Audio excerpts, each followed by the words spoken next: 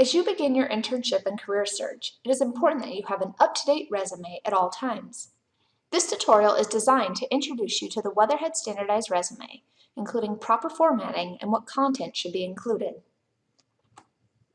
The Weatherhead standardized resume was established through input from employers, alumni, and students.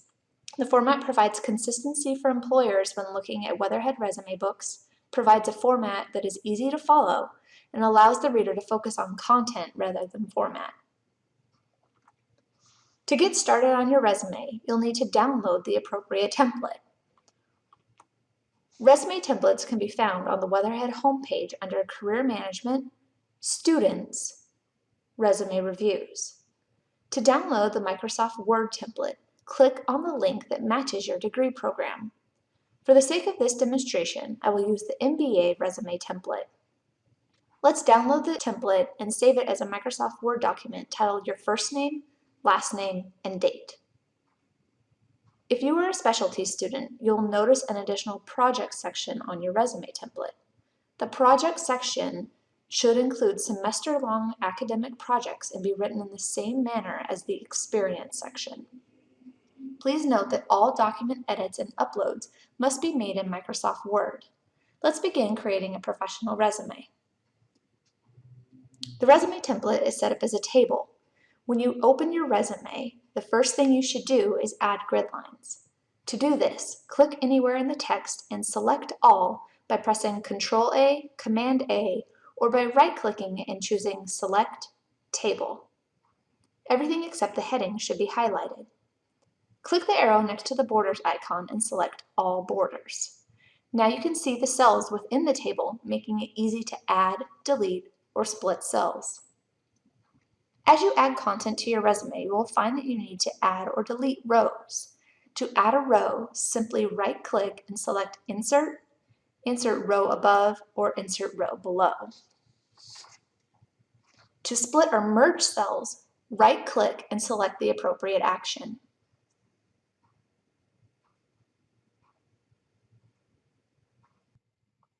When constructing your resume, you'll need to focus on format and content. First, we will cover format. Formatting includes aspects such as font type, style, and size, spacing between sections, alignment of bullet points, text justification, and margins. You'll notice that the template is pre-formatted stylistically. Before submitting your resume, ensure that all styling is accurate in terms of bolding, all caps, dates, etc. Please refer to the resume quick reference tips at the end of this presentation for a more thorough list of formatting guidelines. Let's take a look at some formatting while creating your heading. Double-click on the heading to edit it. You'll notice that the formatting for your name is to be in all caps and bold font. Please note that this formatting appears in other parts of your resume also. The remainder of the contact information has no stylistic changes to the standard font formatting. Fill in all information as stated and be sure to use your current local address. If you have a preferred first name that you'd like to use rather than your given first name, write your preferred name, given name, last name. Content refers to the actual information you provide regarding your education, experiences, projects, and other information. Content should be in reverse chronological order, meaning your most recent experience should be at the top of each section. Each bullet point should be 1 to 2 lines in length and be composed of sentence fragments or phrases.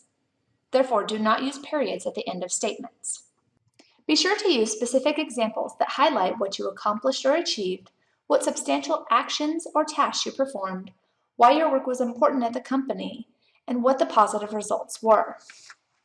Have your resume stand out by quantifying statements through the usage of numbers, dollar signs, and percentages whenever possible. When quantifying numbers, write the number as a numeral rather than as a word. Using symbols and numbers catches the attention of the employer, who will then often spend more time reviewing your resume. Some templates have an optional space for a personal QR code to be inserted. A QR code is a quick reference barcode that should link to your professional website or LinkedIn profile. In order to insert your personal QR code, you must first generate your own QR code using free software found on the internet. Crop the image so it is square and save it as an image such as the JPEG file. To insert the QR code, right-click on the image and select Change Picture. Select the file you created. The right edge of the QR code should be in line with the end of the line that separates the heading. The bottom of the QR code is to be in line with the bottom of the text in the heading. This concludes a brief introduction to creating your Weatherhead Standardized Resume.